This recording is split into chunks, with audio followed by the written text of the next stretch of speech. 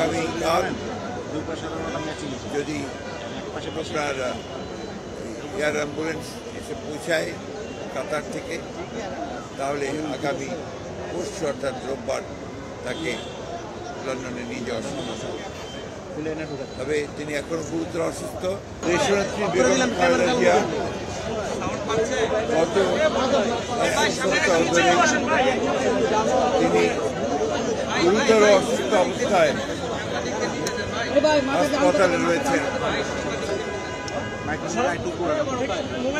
জাতীয় এবং আন্তর্জাতিক পর্যায়ের অত্যন্ত উচ্চমানের চিকিৎসকরা তার চিকিৎসা করছেন, কিন্তু এই চিকিৎসার আরো উন্নত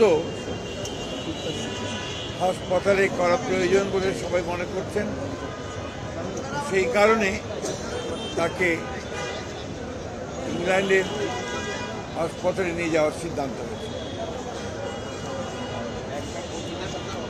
এই নেত্রী যিনি তার সারাটা জীবন এই দেশে গণতন্ত্র প্রতিষ্ঠার জন্য উৎসর্গ করেছেন।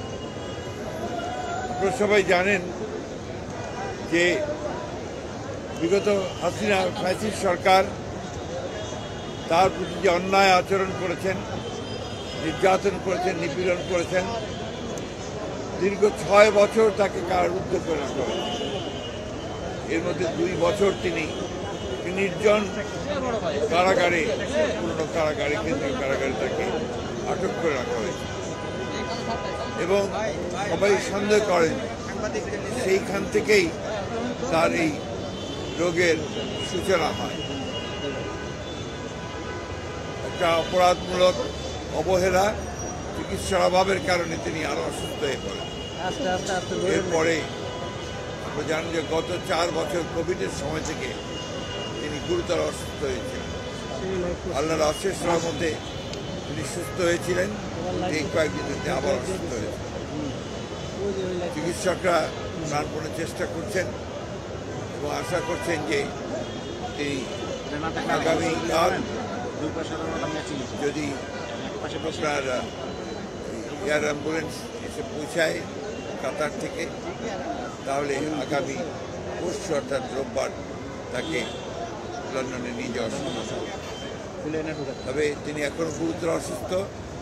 সেই কারণে তিনি ফ্লাই করতে পারবেন কিনা সেটা ডাক্তাররা নিশ্চিত করলেই তাকে ফ্লাই করে নিয়ে যাওয়া হবে। আমরা আজকে এখানে এই নয়াপল্টনের এখানে মসজিদে আমরা নামাজ আদায় করেছি, জুমার নামাজ। সারা দেশে আজকে জুমার নামাজের পরে বাংলাদেশের মানুষেরা দল মত নির্বিশেষে তারা আজকে এই মহান নেত্রীর জন্য, তার আরোগ্য লাভের জন্য তিনি যে সুস্থ হয়ে আমাদের মাঝে ফিরে আসেন এবং দেশের যে সংকটময় মুহূর্তগুলোকে যেন তার ওই অগত্যে আমরা সবাই অতিক্রম করতে পারি, সেই দোয়া আজকে বাংলাদেশের মানুষ তার কাছে, আল্লাহ তাআলার কাছে চেয়েছেন।